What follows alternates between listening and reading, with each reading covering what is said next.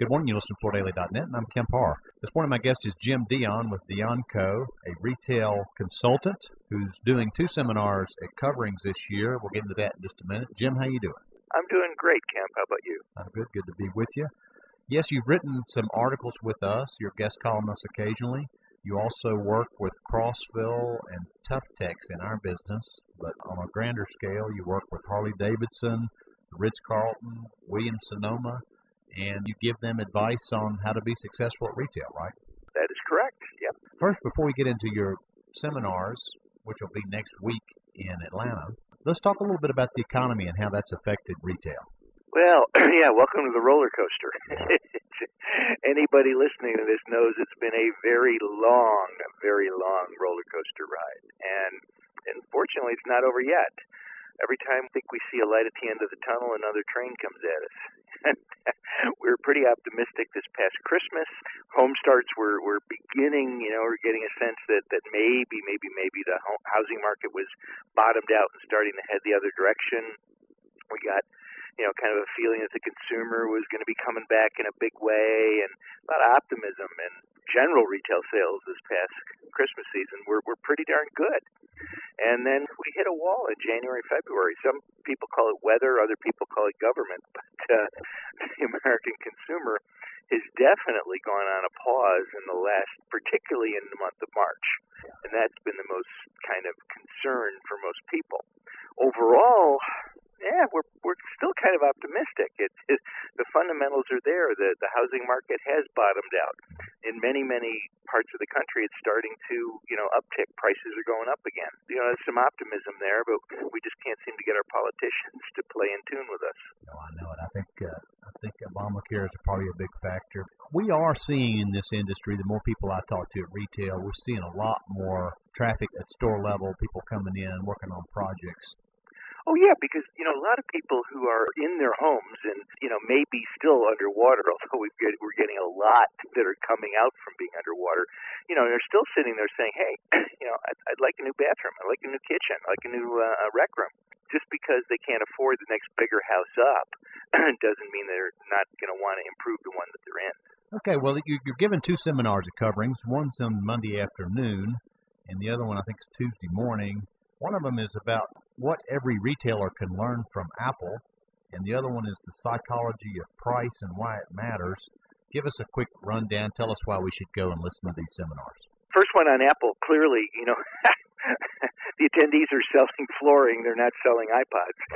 But there is a tremendous amount that they can learn from the way Apple lays out their store, to the way they present merchandise in the store, to the way their sales associates are trained to interact with the customer. There's an awful lot of learning there. And again, as a flooring store, I'm not going to come back and set my store up to look like the local Apple store, but I am going to get some really interesting tips and really interesting ways that I might want to change my store and change it in ways that will really be impressive for my customer. Because, as we keep repeating, and it's almost old school today, but, the customer really is in the driver's seat today. They're the ones who are calling the shots. And they're shopping at Apple, they're shopping at Macy's, they're shopping at all these other stores. And if our flooring store continues to fall behind, and I'm not saying that most flooring stores are actively falling behind. No, the problem is that they're staying where they're at while the other stores are moving ahead. So it's kind of like when you're sitting in a stationary vehicle and the other ones are moving, you feel like you're moving. Well, you're not. So the seminar about Apple is going to be a really exciting one to just shake up the way you view your store. But just another word on Apple. When you go into those stores, regardless of what town you're in, I mean, the flooring is all the same. I don't know if you've noticed that. And, yep, absolutely. And everything is ultra-modern, and most everything is usually in the same place, right? Yep. And that flooring is all imported from Italy. That's right. Every component that you see in that store is thought through tremendously. And they plan and own every piece of that design. Now, contrast that with your average flooring store that is taking fixtures from 14 different manufacturers. Right. And you're trying to make 14 different manufacturers' fixtures look different and unique. A little hard. Let's go to the next one, the psychology of price and why it matters. Oh, boy. I don't think anybody listening to this or anybody coming to attend coverings has not had the question asked to them, can I get a discount? Can I get it cheaper? That has been what every one of our customers has been looking for, particularly through the recession.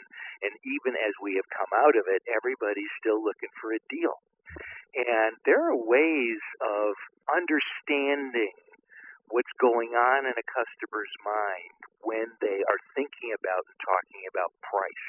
We know that price causes very different centers of the brain to be active. And we know that it is very, very, very emotional. And so people coming to this session are really going to learn what to say to a customer when a customer is asking about a price, how to explain their own prices, how to not give discounts, but still make the customer feel like they've gotten the best deal in the world. Actually, sometimes the emotion of the negotiation is more important than ending up with the right product, isn't it? Oh, absolutely. Absolutely. And that's a danger that a lot of consumers face. If they focus only on price, they're going to end up, in most cases, making a mistake. I don't think, and again, we're going to be talking about in this workshop a really, really important point, and that is the difference, teaching the customer the difference between price and cost. And that's a huge, huge difference in conversation to have with the customer. The price is what they pay today. The cost is what they spend over time.